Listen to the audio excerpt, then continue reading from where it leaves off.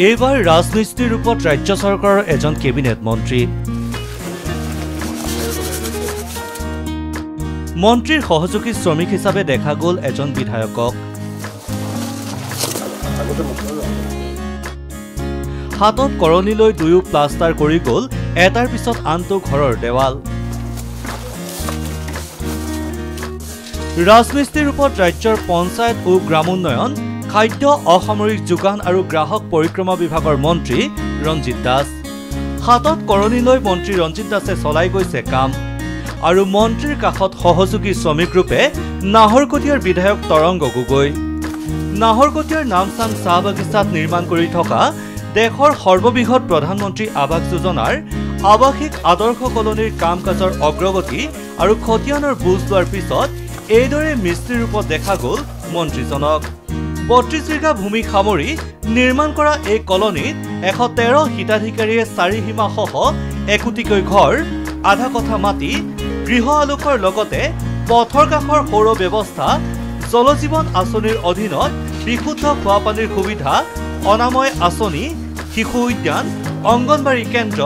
কাৰিকৰী প্ৰশিক্ষণ কেন্দ্ৰ আদি লাভ কৰিব কুকুৰা গাহৰি ছাগলী গৰু আৰু মহ পালন আদি কেইবাটাও ব্যৱস্থা কৰা হৈছে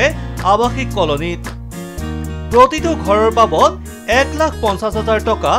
কলনীৰ পথ পকীকৰণৰ বাবে ৪৯ লাখ টকা জলজীৱন মিছনৰ জৰিয়তে বিশুদ্ধ খোৱা পানী যোগানৰ নামত ১,১৮ লাখ টকা পথৰ দাঁতিৰ সৌৰ ব্যৱস্থাৰ বাবদ ৯,৯৯,০০০ টকা আদৰ্শ অংগনবাড়ী কেন্দ্ৰৰ নামত ২৫ লাখ টকা ইতিমধ্যে ব্যয় কৰিছে ৰাজ্য চৰকাৰে এই আৱাসিক কলনীখন ভোগালী বিহুৰ পিছতে উদ্বোধন কৰিব মুখ্যমন্ত্ৰী ডক্টৰ হিমন্ত বিশ্ব শৰ্মাই তাৰ পূৰ্বে আৱাসিক কলনীটোত উপস্থিত হৈ প্ৰতিটো কামৰে তন্নতন্নকৈ পৰ্যবেক্ষণ কৰি নামচাঙৰ দৰে এখন ভিতৰুৱা চাহ বাগিচাত এনে এখন আদৰ্শ কলনী স্থাপন কৰাৰ বাবে প্ৰধানমন্ত্ৰী নৰেন্দ্ৰ মোদীক বিশেষভাৱে ধন্যবাদ জ্ঞাপন কৰে মন্ত্ৰী ৰঞ্জিত দাসে আমাৰ মাননীয় প্ৰধানমন্ত্ৰী নৰেন্দ্ৰ মোদী ডাঙৰীয়াই যি আমাক গৃহ প্ৰদান কৰিছিলে আমাৰ প্ৰথমতে গৃহ আমাক ১৯ লাখ দিছিলে এতিয়া নতুনকৈ পুনৰ আমি ৮৫,০০০ ঘৰ পাইছোঁ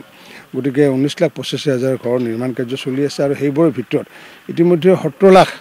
ঘৰ প্ৰায় সম্পূৰ্ণ হোৱাৰ পথত কাৰণ কিয় এতিয়ালৈ আমাৰ তথ্যমতে যোৱাকালিলৈ